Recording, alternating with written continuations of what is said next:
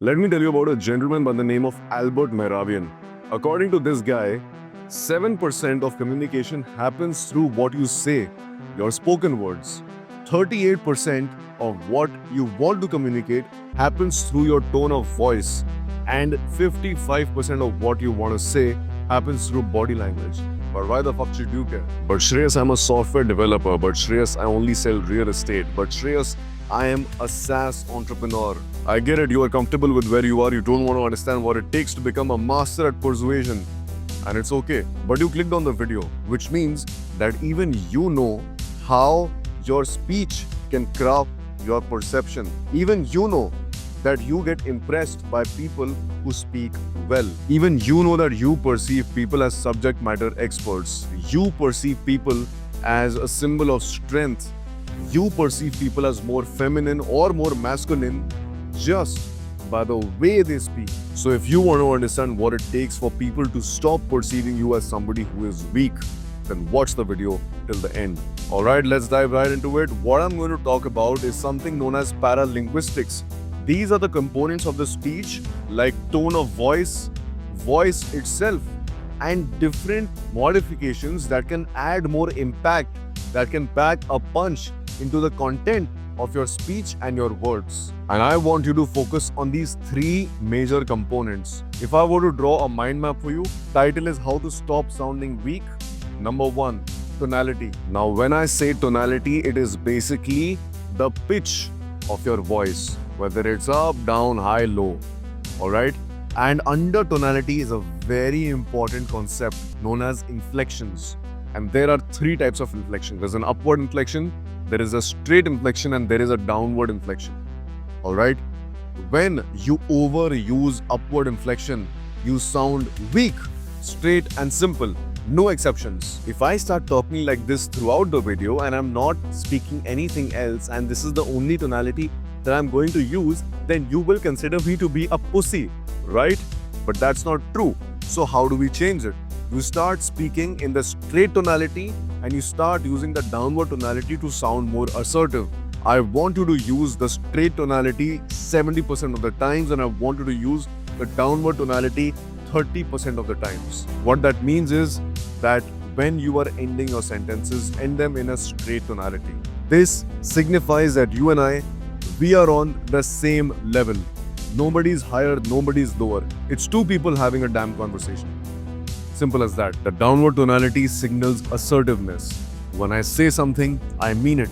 I want this edit sent to me by 7 p.m. tomorrow. Do this work anyhow by day after tomorrow. Whether you want to set deadlines, whether you're drawing your boundaries, whether you want somebody to take you seriously, use the downward tonality. There is a nuance here.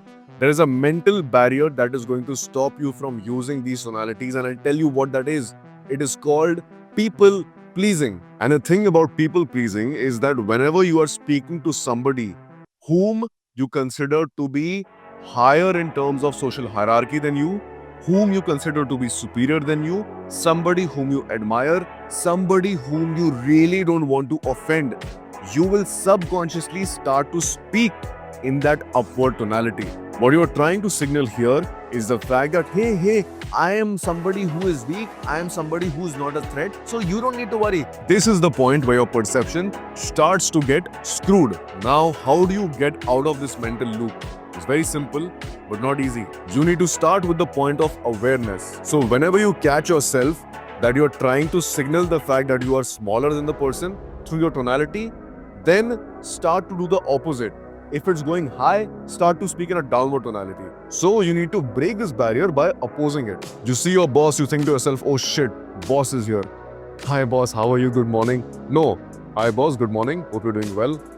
Simple as that. Number 2, clarity. Whenever you mumble, whenever you fumble, whenever you're speaking within your mouth, whenever you don't enunciate and speak, then the person listening to you will think that the dude is not clear about his own thoughts.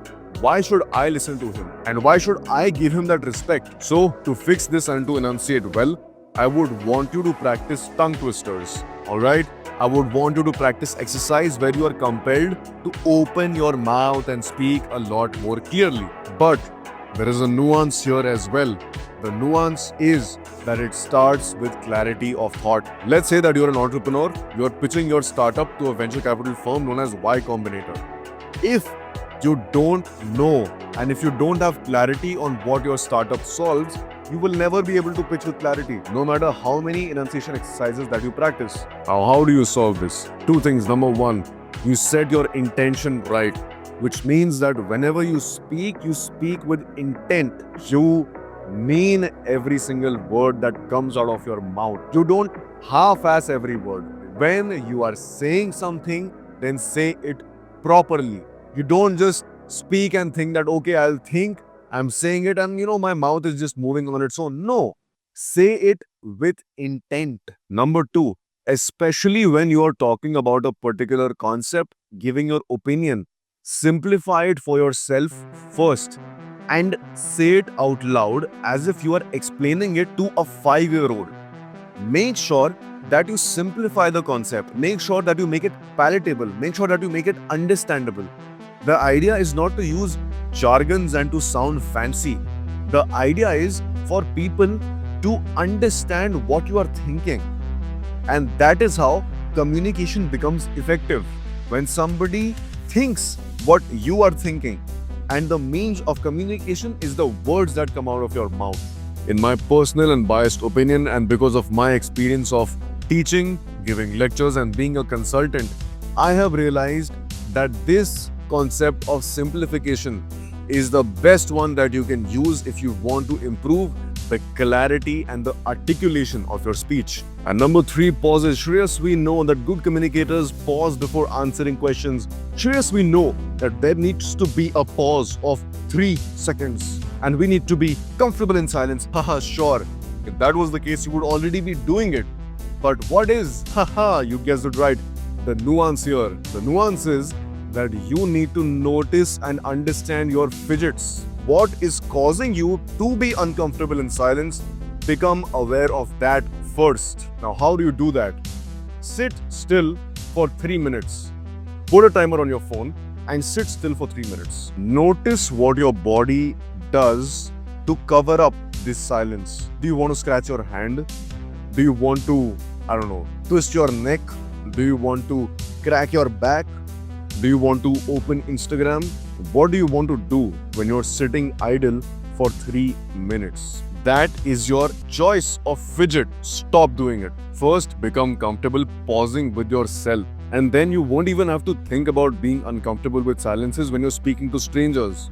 Once you seek comfort in this void within yourself, you won't need to understand why are you becoming uncomfortable when you're talking with strangers or with people in the position of power. This mind map that I just gave you, understand it, practice it, inculcate it, but treat it like a game. The idea is for you to challenge yourself, to understand the fact that the way you speak is a reflection of who you are, and the world sees that. And when the world sees you, make sure that they see you, the real you, the authentic you, the one that is authentic to and for yourself, not for anybody else. And also understand this, authenticity is strength, vulnerability is strength. In any shape or form, if you have the courage to be authentic, you are strong.